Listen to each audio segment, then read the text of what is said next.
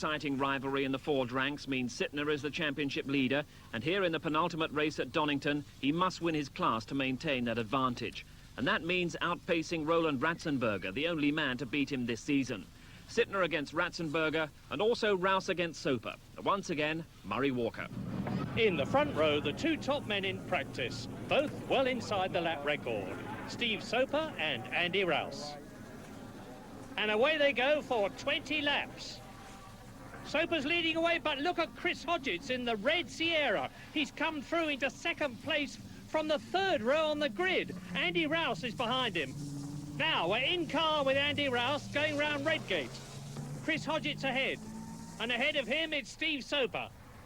Now into the Craner curves at 120 miles an hour. Soper, Hodgetts, Rouse, and behind Andy Rouse, there he is, Mike Newman, and behind Newman is Graham Good.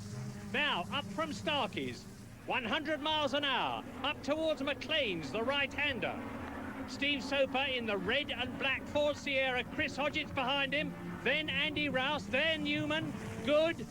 Now up to Coppice, third gear, 90 miles an hour.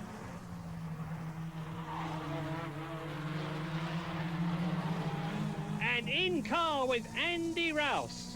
That's Hodgetts ahead, Soper ahead of him, up into fifth gear, 125 miles an hour as they come down to the chicane at the end of the first lap, and Rouse is going through to take both of them. No, he's not. Soper holds the lead. Rouse is in second place. And Hodgetts has dropped back into third place. Mike Newman is fourth. Down to Redgate again. Steve Soper then, that's the man to beat, and Andy Rouse means to beat him. Chris Hodgetts is taking a look as they go into the right-hander. Soper, Rouse, Hodgetts. Now we're with Soper leading the race. This is the Eggenberger Ford Sierra. And Steve Soper now is through the Craner curves, 120 miles an hour, down to the old hairpin. Third gear, 80 miles an hour. Accelerating up towards Starkey's now, underneath Starkey's Bridge. Now up to McLean's.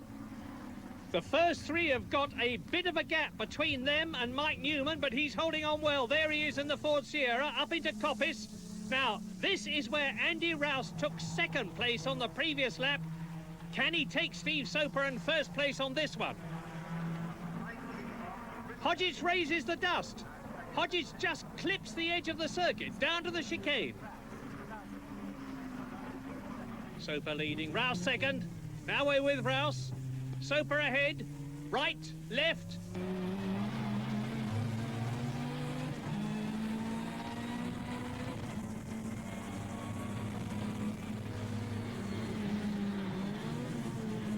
This is a battle of the Titans, because Soper, Rouse and Hodgetts between them have won 7 British championships. Andy Rouse 4 times, Steve Soper in the lead there once, and Chris Hodgetts just behind Rouse, twice the British champion, 87 and 86. Now, Andy Rouse sizing up where Soper is going, watching his turning points, and behind them, that's Andrew Jeffrey going off in the Golf. Andrew Jeffrey going off, regaining the circuit. And meantime, up at McLean's, the battle is still fast and furious at the front. Soper, Rouse and Hodgetts. Now, Rouse and Hodgetts, their cars are both prepared by their own race businesses. Steve Soper is in the Eggenberger semi-works car. And they all produce over 500 horsepower. This is the chicane. It's second gear. It's about 75 miles an hour. And less than 3 seconds behind them, there is Mike Newman in the red, white and blue car. Guy Edwards is up into 5th place. Down to 6th goes Graham Good. Into the right-hander at Redgate go the leaders. Soper, Rouse, Hodgetts. Now, ahead of Andy Rouse, and we're riding with him, is Steve Soper. Rouse has beaten Soper this year at Brands Hatch and in the TT. He was beaten by Soper at Thruxton. And Soper looks to me as though he's pulling away just a little bit. Is he going to make it 2-all? 2 victories for Soper, 2 victories for Rouse. Well, it looks like it. Soper leads, Rouse second, Hodgetts third, Newman in 4th place, then Edwards. There he is, Guy Edwards in 5th position, and look at the battle for 6th. Carl Jones, Graham Good and Tim Harvey. And Harvey goes through into 7th place at Coppice. So Harvey has taken Good. And at the chicane, Andy Rouse is really challenging Steve Soper now. He's trying to pressurise the Englishman in front of him into making a mistake as they go down to Redgate. They're doing about 120 miles an hour as they approach the right-hander. And Chris Hodgett's holding on marvellously, just keeping a watching brief. Rouse. Now, Andy Rouse is really pushing Soper. He's going up alongside him. He's going to try and go through on the right-hander. Soper's holding on. He's got the inside line and he retains the lead. They're doing about 120 miles an hour here. What a wonderful scrap between two really clean fighting men at the front. Neither giving the other a quarter of an inch. And it's anybody's race at the moment. And Chris Hodgetts is still there in 3rd position. Round McLean's then. And Ford Sierra Cosworth RS 500s are in the first 11 places. Frank Sittner, the man who's leading the championship overall, in 12th place behind them in his BMW M3. Now, watch Andy Rouse's gear changes and listen to the Cosworth. He's in 5th gear, now 4th. 125 miles an hour, 2nd gear into the chicane. Right, left, Soper ahead. 3rd gear, 90 miles an hour. 4th, 100. Down to 2nd for Redgate, nearly 90 miles an hour. Building up the revs, feeding in the power. 3rd gear, 90 miles an hour. 4th gear, 110. And building, 120. Down to 3rd for the old hairpin. Soper leads, Rouse 2nd, Hodgetts 3rd. No change of the first 3, but it's really tight. Now up from Starkey's. Rouse is pushing, Soper leads, Rouse 2nd, Hodgetts 3rd, Newman 4th, Guy Edwards 5th and Carl Jones 6th. And it looks to me as though Steve Soper has got the measure of Andy Rouse. They're just about equal on power. There's nothing in it as far as handling is concerned. They're both using the same type of Pirelli tyre, and they're very evenly matched as drivers. What a race! Rouse closes right up at the chicane.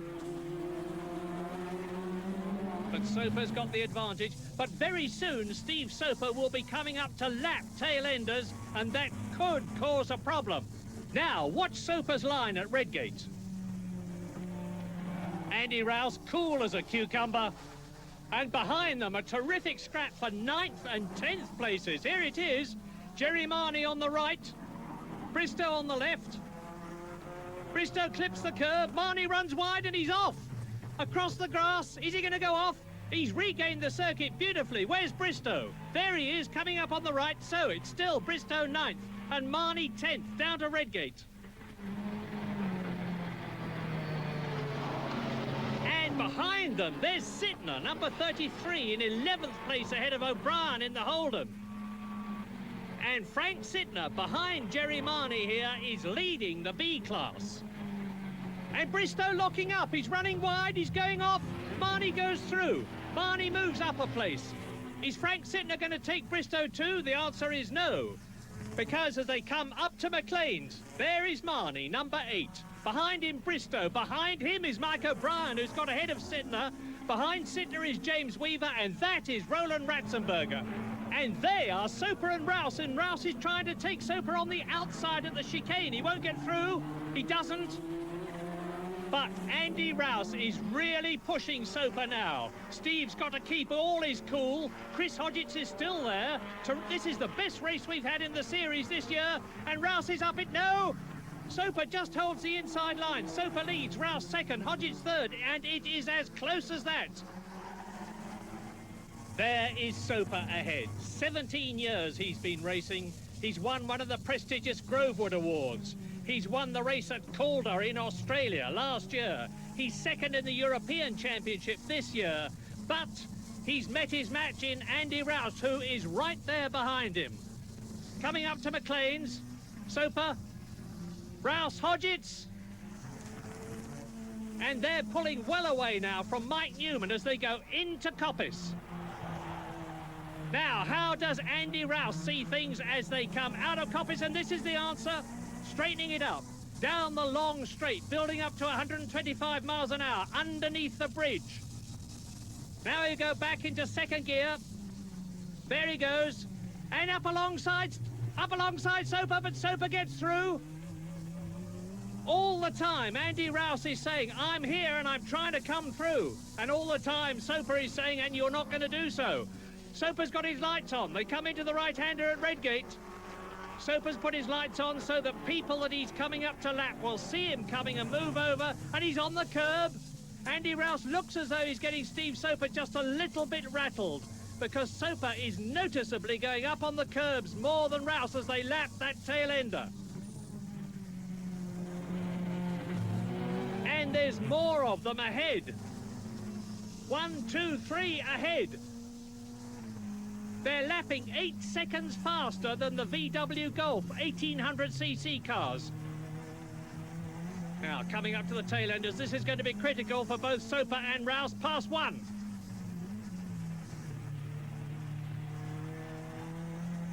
Just watch him reel in those 2 ahead as he's coming up now. Past 2. Past 3, clear track ahead. Andy Rouse has passed them both too. He's right up with Soper. Wonderful scrap. And behind them at the chicane, there's another wonderful scrap because Guy Edwards in the white and blue car moves up to 4th place, ahead of Mike Newman, number 14. On to Redgate, Soper and Rouse absolutely together into the right-hander. Rouse taking it very tight. Soper drifts out wide. Rouse is going through. He's through. Andy Rouse leads. Wonderful. But can he stay where he is and make it 3 wins to Steve Soper's 1 in 1988? Well, Andy Rouse seems to be pulling away now. Tremendous power his engine has got. Up to McLean's. And Andy Rouse has just created a new lap record, 94.94 miles an hour, and that'll give him an extra point in the championship, provided Soper doesn't beat it, and no one else will. Down to the chicane again, and it looks as though for the first time in the race, Andy Rouse is going to be leading at the end of a lap. But now he's got the problem of lapping people with Soper right behind him. Past 1, 2, down to Redgate, 3. Doesn't he make it look so easy? Out of Redgate, nice one, Andy, and Soper's through too. So they're carving through, and off goes Mark Hales in the Toyota Supra. Rejoins the circuit. And he's chasing Ray McDowell. There's the Toyota. And at Redgate, behind Marnie and O'Brien, it's the battle of the Class B BMW M3s. There's Sittner. He's leading the class, and he's got to stay there to retain his overall championship lead. And Frank looks as though he's going to do just that. And his ProDrive BMW teammate, James Weaver, is protecting him from his main opposition. Roland Ratzenberger in the orange BMW. There it is in the background. There goes Marnie, O'Brien, Sittner, James Weaver, the protector, and then Roland Ratzenberger. Now, Sittner's going well, you can see that, but he's got a problem. Roland Ratzenberger has broken the B-class lap record at 91.8 miles an hour, and unless Frank can go quicker, that'll lose him a vital point.